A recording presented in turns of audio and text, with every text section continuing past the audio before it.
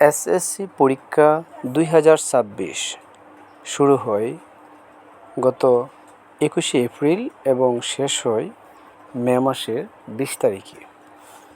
এবছর সাধারণ, মাদ্রাসা ও কারিগরি এই তিনটি বোর্ডে অধীনে মোট 18,57,344 জন শিক্ষার্থী পরীক্ষায় অংশগ্রহণ করেছে। দেশের সাম্প্রতিক পরিস্থিতি এবং কিছু প্রশাসনিক জটিলতার কারণে নির্ধারিত সময়ে অর্থাৎ 20শে জুলাই ফলাফল ঘোষণার কথা ছিল, কিন্তু 20শে জুলাই ফলাফল প্রকাশ করা সম্ভব হয়নি।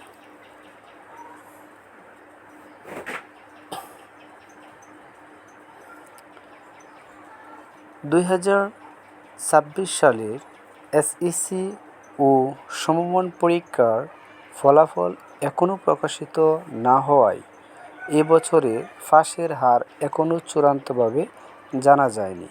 তবে 2025 সালের পাসের হার ছিল 68.45% এবং 2024 সালের এই পাসের হার ছিল 83.04%।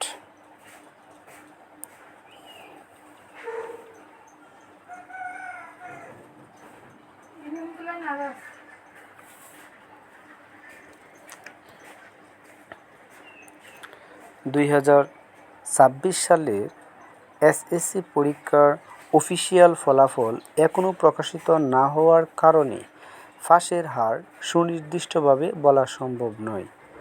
কিন্তু শিক্ষা বিষয়ক এবং সংশ্লিষ্টদের ধারণা অনুযায়ী এবারের পাসের হার পূর্ববর্তী বছরের তুলনায় অর্থাৎ 2025 ও 24 সালের তুলনায় কিছুটা বাড়ার সম্ভাবনা রয়েছে।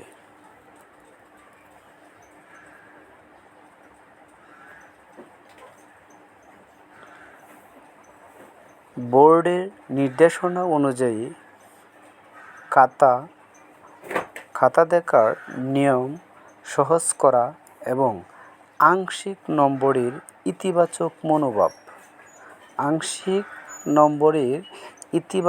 মনোভাব থাকার কারণে এবছর পাসের হার বিগত বছরের তুলনায় কিছুটা বৃদ্ধি পেয়ে 75 থেকে 85% পৌঁছাতে পারে বলে অনুমান করা যায়।